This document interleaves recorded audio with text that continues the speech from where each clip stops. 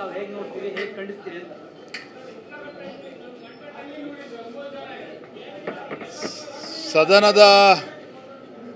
ಸದನ ನಡೀತಾ ಇರ್ತಕ್ಕಂಥ ಸಂದರ್ಭದಲ್ಲಿ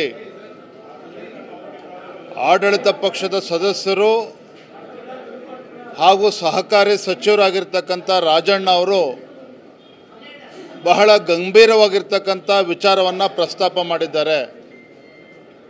ಏನು ಕಳೆದ ಕೆಲವು ದಿನಗಳಿಂದ ಸಚಿವರ ಮೇಲೆ ಹನಿ ಟ್ರ್ಯಾಪ್ ಆಗಿದೆ, ಈ ವಿಚಾರಗಳೇನು ಸಾಕಷ್ಟು ಸದ್ದು ಮಾಡ್ತಾ ಇತ್ತು. ಸ್ವತಃ ಸತೀಶ್ ಜಾರಕಿಹೊಳಿ ಅವರು ಮತ್ತೊಬ್ಬ ಸಚಿವರು ಬೆಳಗ್ಗೆ ಅದನ್ನು ಪುಷ್ಟೀಕರಿಸ್ತಕ್ಕಂಥ ನಿಟ್ಟಿನಲ್ಲಿ ಹೇಳಿಕೆಯನ್ನು ಕೂಡ ನೀಡಿದ್ದಾರೆ.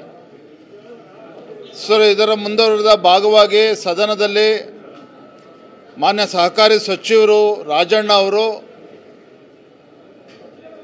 ಹೌದು ನಡೆದಿರ್ತಕ್ಕಂಥದ್ದು ಸತ್ಯ, ಒಬ್ಬರಿಬ್ಬರಲ್ಲ ಸುಮಾರು 48-49 ಜನರ ಮೇಲೆ ಈ ರೀತಿ ಹನಿ ಟ್ರ್ಯಾಪ್ ಆಗಿದೆ ಅನ್ನೋ ಅರ್ಥದಲ್ಲಿ ಹೇಳಿಕೆಯನ್ನು ಕೊಟ್ಟಿದ್ದಾರೆ. ಭಾಳ ನೋವಿನಿಂದ ಮಾತನಾಡಿದ್ದಾರೆ. ರಾಜಣ್ಣ ಅವರು ಮತ್ತೊಂದು ಮಾತನ್ನು ಹೇಳಿದರು, ಒಬ್ಬ ಸಚಿವರು ಇದ್ರ ಬಗ್ಗೆ ಭಾಳ ಈ ವಿಚಾರವನ್ನು ಭಾಳ ಗಂಭೀರವಾಗಿ ತೆಗೆದುಕೊಳ್ಬೇಕು, ತಾವೇ ಸ್ವತಃ ಕಂಪ್ಲೇಂಟನ್ನು ಕೂಡ ನಾನು ನೀಡ್ತೇನೆ,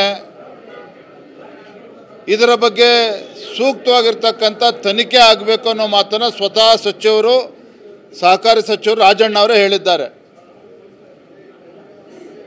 ಇದರ ಆಧಾರದ ಮೇಲೆ ಮಾನ್ಯ ಗೃಹ ಸಚಿವರು ಕೂಡ ಹೇಳಿಕೆಯನ್ನು ನೀಡಿದ್ದಾರೆ.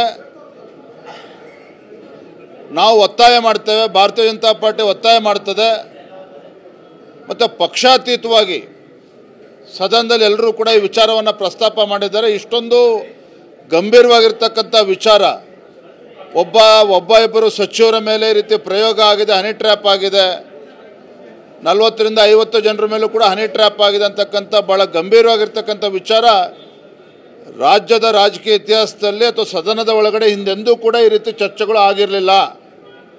ಹಾಗಾಗಿ ಇವತ್ತು ಚರ್ಚೆ ಆಗಿದೆ, ಕಳೆದ ಕೆಲವು ದಿನಗಳಿಂದ ಚರ್ಚೆ ಆಗ್ತಾಯಿದೆ. ಇವತ್ತು ಸದನದಲ್ಲಿ ಸ್ವತಃ ಸಚಿವರೇ ಪ್ರಸ್ತಾಪ ಮಾಡಿದ್ದಾರೆ, ಗೃಹ ಸಚಿವರು ಕೂಡ ಹೇಳಿಕೆ ಕೊಟ್ಟಿದ್ದಾರೆ. ನಾವು ಇವತ್ತು ಒತ್ತಾಯ ಮಾಡ್ತಾ ಇದ್ದೇವೆ, ಆಗ್ರಹ ಮಾಡ್ತಾ ಇದ್ದೇವೆ, ಇದು ಸೂಕ್ತವಾಗಿರ್ತಕ್ಕಂಥ ತನಿಖೆ ಆಗಲೇಬೇಕಾಗ್ತದೆ. ನನಗೆ ಕೇಳಿದರೆ ಇದು ಯಾವುದೋ ಸಿಟ್ಟಿಂಗ್ ಹೈಕೋರ್ಟ್ ಜಡ್ಜು ಅಥವಾ ಬೇರೆ ಯಾರೋ ರಿಟೈರ್ಡ್ ಹೈಕೋರ್ಟ್ ಜಡ್ಜಿಂದ ಸಾಧ್ಯ ಅಲ್ಲ, SITಯಿಂದ ಅಂತೂ ಇದು ಅಸಾಧ್ಯ. CBI ತನಿಖೆನೇ ಆಗಬೇಕು ಅನ್ನೋದು ನಮ್ಮ ಅಭಿಪ್ರಾಯ.